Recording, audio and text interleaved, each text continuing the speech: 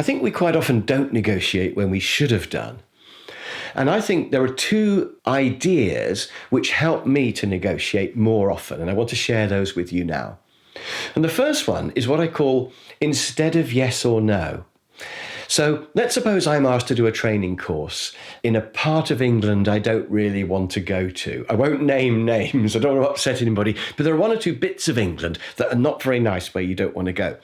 And if I'm asked to do that, I'm thinking instead of yes or no. So I could just say, yes, all right, I'll do the course and not negotiate.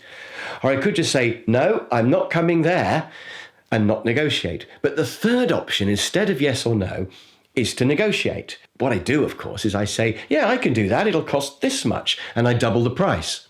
And then they either say yes and I do it, or they say no, which is fine because I don't really want to go there anyway. So there's always that option of instead of yes or no. I'll give you one more example that's not to do with money. Suppose my wife wants to go and visit her parents and she wants me to come for the whole weekend. And let's suppose I've got lots of things I want to do instead and I don't really want to go. I've always got in my mind instead of yes or no. So I could just go, yes, all right, we'll go and visit the in-laws. Or I could go, no, I'm not coming. But that wouldn't be very nice of me. But I've got my third option, which is to negotiate. And I could say, well, maybe we could just go on the Sunday. Or is it all right if I bring my laptop because I've got to do a bit of typing? Or when we go, I need to go out shopping and then have a curry or something like that.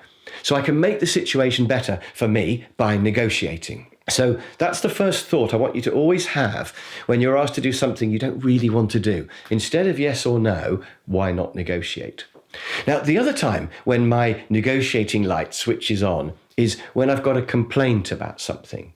So if I stay in a hotel and I'm not happy with the room, instead of just complaining, in which case they'll just go, oh, sorry, and you get nothing, you should negotiate. You should say, I'm not happy with the room, and what I want to do is to move to a bigger room for the same price. Perhaps better, I'd like a voucher for money off next time I come to stay, because they will want me to come back, providing I'm nice about the way I negotiate. They'll want me to come back.